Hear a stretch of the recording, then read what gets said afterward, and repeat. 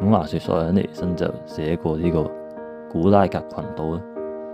而裡面就係講佢喺西伯利亞接受勞改嘅經歷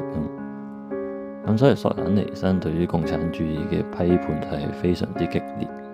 咁但係當佢真係去到美國嗰度見識過佢哋嘅社會之後，佢所感受到嘅就只有失望。佢認為美國人雖然喺各方面都好先進，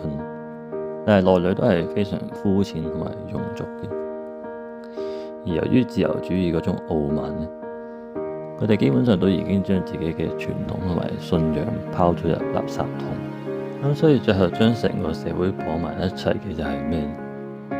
就係呢個所謂每個人都有機會發達嘅美國夢。嗰個索忍尼辛亦都唔係完全悲觀，因為佢就提醒我哋其實仲有一個美國，而呢個就係中西部嘅美國咯。呢個索忍尼辛嘅觀察，中西部嘅美國人都係未受到嗰種城市嘅習氣所沾染，佢哋保留咗當年西部拓荒者嗰種刻苦嘅精神，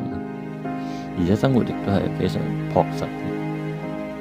所以索忍尼辛就認為佢哋先至係代表美國嘅希望。而呢種現象其實係咪都好普遍？因為嗰啲奇怪嘅意識形態往往都係來自大城市，而我哋到咗今日似乎都可以觀察得到呢樣嘢。